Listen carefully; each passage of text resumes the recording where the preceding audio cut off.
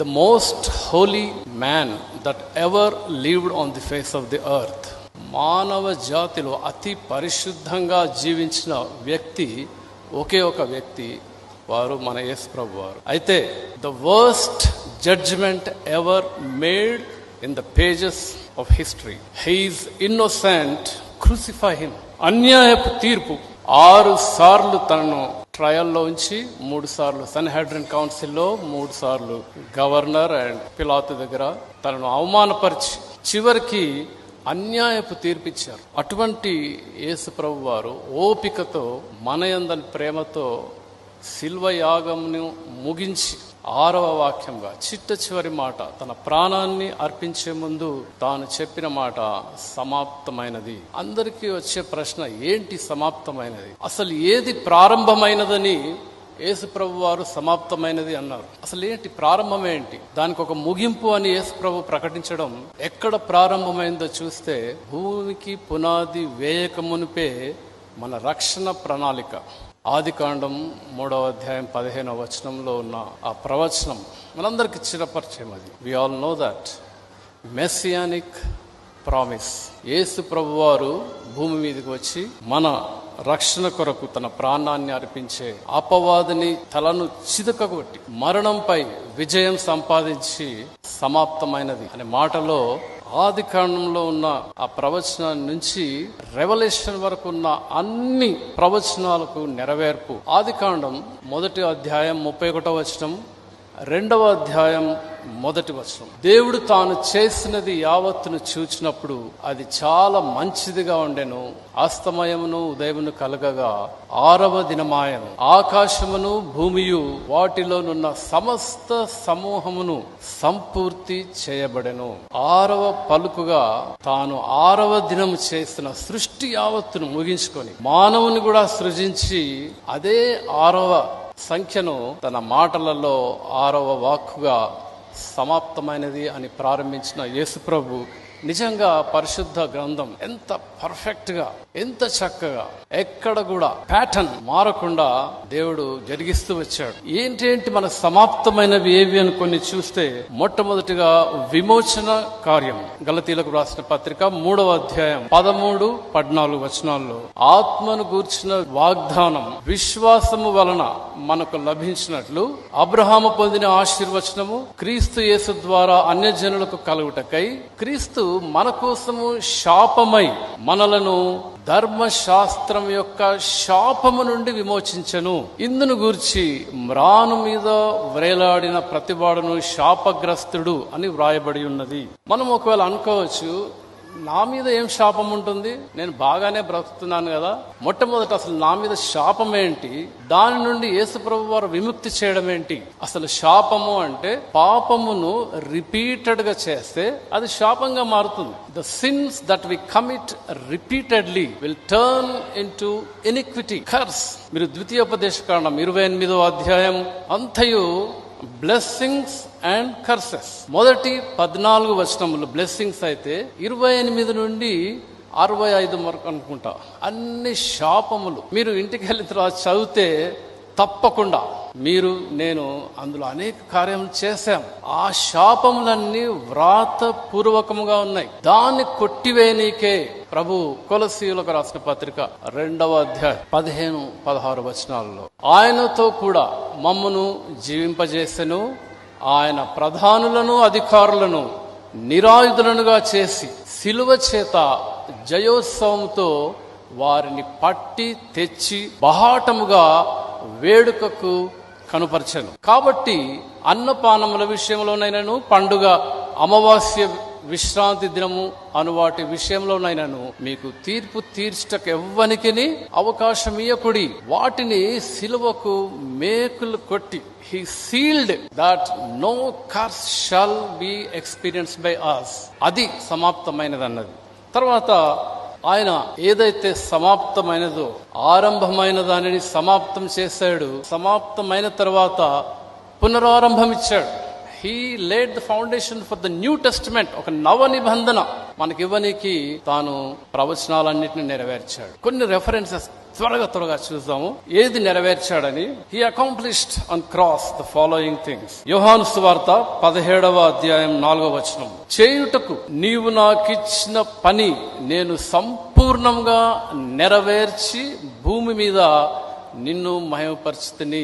ఏదైతే దేవుడు తన కుమారునికి అప్పచెప్పాడో దాన్ని సంపూర్ణంగా నెరవేర్చాడు. తర్వాత లూకా సువార్త 24వ అధ్యాయం 44వ వచనం. లూకా 24:44. అంతటా ఆయన మోషే ధర్మశాస్త్రములోను ప్రవక్తల గ్రంథములలోను కీర్తనలలోను నన్ను గూర్చి వ్రాయబడినవన్నీ నెరవేరవలనని నేను నీ యొద్ద ఉండినప్పుడు మీతో చెప్పిన మాటలు నెరవేరినవి అని వారితో చెప్పాను. The law, prophets and psalms అన్నిటిని నెరవేర్చిన ప్రభు, అందుకే సమాప్తమైనది అన్నాడు. తర్వాత యోహాను సువార్త 4వ అధ్యాయం 34వ వచనం. యేసు వారిని చూచి నన్ను పంపిన వాని చిత్తము నెరవేర్చుటయు ఆయన పని తుదముట్టించుటయు నాకు ఆహారమై ఉన్నది. ప్రభువు ఎంత పట్టుదలతో తండ్రి తనకు అప్పజెప్పిన పనిని నెరవేర్చి సమాప్తం చేశాడు. తర్వాత లూకా సువార్త 19వ అధ్యాయం 10వ వచనం. నశించిన దానిని వెదకి రక్షించుటకు మనుష్య కుమారుడు వచ్చనని అతనితో చెప్పాను. He came here to seek and save. దేవుని ఫోకస్ అంతా తండ్రి చిత్తంను నెరవేర్చడమే, తండ్రి చిత్తాన్ని ఎరిగి తండ్రి చిత్తాన్ని నెరవేర్పు చేయడమే. తర్వాత పేతురు రాసిన మొదటి పత్రిక 1వ అధ్యాయము 19-20 వచనాలు. అమూల్యమైన రక్తము చేత అనగా నిర్దోషమును నిష్కలంకమగు గొర్రె పిల్ల వంటి క్రీస్తు రక్తము చేత విమోచింపబడితిరని మీరు ఎరుగరు కదా. ఇంతకుముందు పాస్టర్ గారు చెప్పినట్టు అసలు భూమి పునాది వేయకముందే గొర్రె పిల్ల గురించి చెప్పారు. మళ్ళీ నేను దాన్ని రిపీట్ చేయదలుచుకోలేదు. అయితే క్రీస్తుల వారు పాప పరిహారార్థ బలిగా తాను అప్పగించుకొని అన్యాయపు తీర్పు పొందిన నుండి కలువరి గిరి ఎక్కే వరకు ప్రతి అడుగులో అవమానం, ప్రతి అడుగులో దెబ్బలు, ప్రతి అడుగులో పిడిగుద్దులు, తర్వాత మాటలు ఆయనను అవమానపరుస్తూ ఉంటుండగా దేనికి బదులివ్వకుండా తన యాగాన్ని సంపూర్తి చేశాడు. సిలువ ఎక్కి ఎన్నో విచిత్రమైన విషయాలు జరిగాయి. యేసుప్రభుల వారు తను సిలువ ఎక్కి మొదటి 5 మాటలు పలికిన తర్వాత మీ అందరికి తెలుసు, ఆ ప్రదేశం అంతటా చీకటి కమ్మింది, భూకంపం వచ్చింది, మృతులు లేచారు.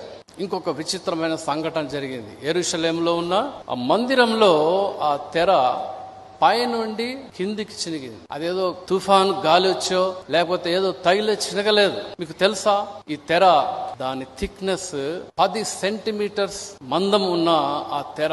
మీరు అంటారేమో బైబిల్లో అది లేదు కదా అని.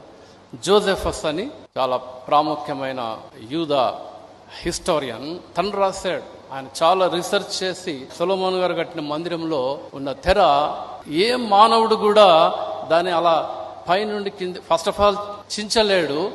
అది పైనుండి కిందికి చింపడం అది దైవ కార్యం. ఎందుకు అంటే అతి పరిశుద్ధ స్థలానికి మనకు యాక్సెస్ ఇచ్చాడు. ఆ యాక్సెస్ మనకి ఇవ్వడం సమాప్తమైనది, అంటే సంపూర్ణమైంది. ఇన్ఫాక్ట్ ఆ కాలంలో ప్రతి సంవత్సరం ప్యాసోవర్ అంటే పస్కా పండుగ జరిగినప్పుడు ప్రధాన యాజకుడు బలి అర్పించిన ఆ రక్తాన్ని తీసుకొని అతి పరిశుద్ధ స్థలం దగ్గరకు వెళ్లి అర్పించి తిరిగి బయటకు వచ్చి తను ఏమి పాపం చేయకుండా ఉంటే ప్రాణంతో బయటకు వచ్చి ప్రజలందరికీ ఒక మాట అంటాడు. ఒకవేళ అది గ్రీక్ లో ఉంటే టెటెలెస్టాయ్ అనే గ్రీక్ పదం, అంటే పెయిడ్ ఇన్ ఫుల్, మీ పాపములకు సంపూర్ణమైన పరిపూర్ణమైనటువంటి పేమెంట్ అయిపోయింది. యువర్ పెయిడ్ ఇన్ ఫుల్, టెటెలెస్టాయ్ అంటాడు. ఒకవేళ 4వ వాక్కు అరమైక్ లో ఒకవేళ అని ఉంటే దాన్ని ఒక పదం ఉంది, మషలోం అనే అరమైక్ వర్డ్. బహుశా యేసుప్రభుల వారు మషలోం అని తన 2 చేతులు క్రాస్ లో ఉన్నప్పుడు ఐ పెయిడ్ ఇన్ ఫుల్ అని మన ప్రధాన యాజకుడుగా ఇంకొకసారి అటువంటి రక్తాన్ని చెల్లించే అవసరం లేదు, చిందించే అవసరం లేదు అనే సేమ్ పదాన్ని ఇక్కడ సమాప్తమైనది అని సిలువలో ప్రధాన యాజకునిగా తాను ఆ రోల్ నిర్వర్తించాడు. అంత మాత్రం కాకుండా ఈ వెయిల్, ఈ తెర వెనుక కరుణాపీఠం అంటే కృపాసనం ఉంటుంది. ఏ ప్రధాన యాజకుడు కూడా అక్కడ కూర్చునే సాహసం చేయడు, కూర్చోలేదు. తాను రక్తాన్ని ప్రోక్షించి తిరిగి బయటకు వచ్చి టెటలెస్టాయ్ అని చెప్పి అందరిని తృప్తిపరుస్తాడు. కానీ ప్రతి సంవత్సరం మళ్ళీ రావాలి, మళ్ళీ అది చేయాలి. ఆ కార్యాన్ని దేవుడు సంపూర్తి చేసి సమాప్తమైనదని చెప్పాడు. అయితే ఈ కరుణాపీఠం or whatever seat available behind the veil, only Jesus after crucifixion and resurrection ఆయన దేవుని కుడి పార్శ్వమున వెళ్లి కూర్చున్నాడు. యేసు ప్రభు మాత్రమే చేయగలడు ఆ పని. Because he's king of kings and lord of lords. అతని కోసం దేవుడు ఆ అర్హతనిచ్చాడు. He has that privilege of sitting right side of God the father. తర్వాత మనకు తెలుసు యేసు ప్రభుల వారు చనిపోయి సమాధి చేయబడ్డ తర్వాత ఉన్న సమయంలో తను ఎక్కడికి వెళ్ళాడు? పరదేశికి వెళ్ళాడు. పరదేశిలో ఆదాము నుండి అబ్రహాం, యాకోబు, ఇస్సాకు, దావీదు, తర్వాత యెషయా, ఇర్మియా, ఈ ప్రవక్తలందరూ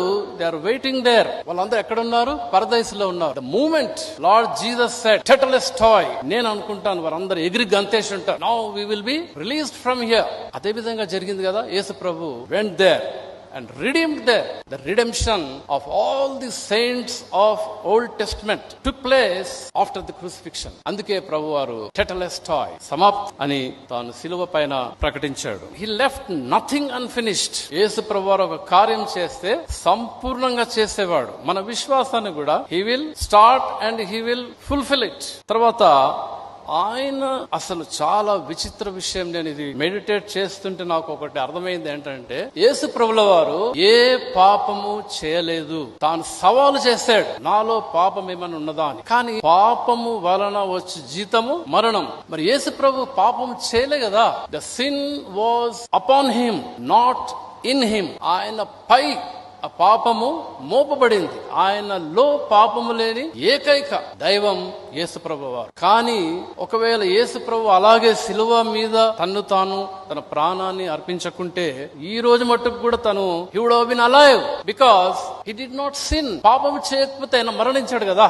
he would have been alive even 2026 లో, because no one can ఆయన మీద ఆపాదించనికి అతను ఏ పాపము చేయలేదు. అందుకే పాపము ఆయనపై ఆపాదించబడి శిలువ మరణానికి తానే అప్పగించుకున్నాడు. ఆ పిలాతు, నాకు నీ ప్రాణం మీద అధికారం ఉందంటే, నీకు లేదు అధికారం, నాకే ఉంది ప్రాణము పెట్టే అధికారము. దాన్ని నేను to lay my life, I have the authority, no one has, because he never sinned.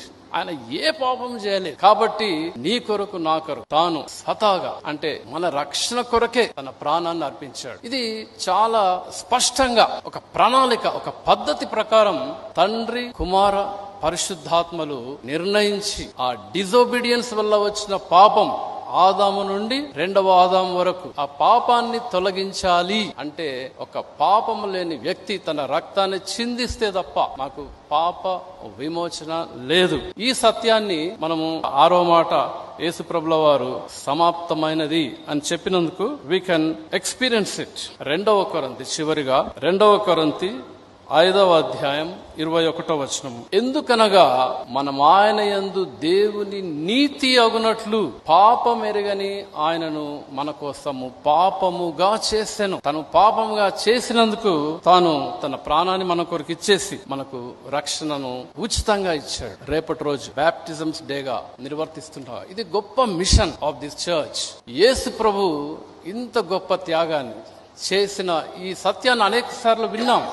కానీ తాను సంపూర్తి చేశాడు అని మీరు ఈరోజు విశ్వసిస్తే, దేవుడు he such a gentle God. Just invite him. Lord, thank you. You said tetelestai. I accept it today on this Good Friday. I will accept it. I will abide by the commandment that you have given, that we will take baptism అని అన్నవారు baptism పొందండి. ఈ good ఫ్రైడేని మీ జీవితంలో అత్యంత శుభ శుక్రవారంగా మీరు దాన్ని celebrate చేయాలని కోరుతున్నాను. ఈ 6వ వాక్యం సమాప్తమైనది అనే వాక్యాన్ని నేను ఈ విధంగా సమాప్తి చేస్తున్నాను. ఈ అవకాశాన్ని ఇచ్చిన పాస్టర్స్కి, పెద్దలకు నేను వందనాలు చెల్లిస్తున్నాను. Thank you. God bless Baptist church, Hyderabad.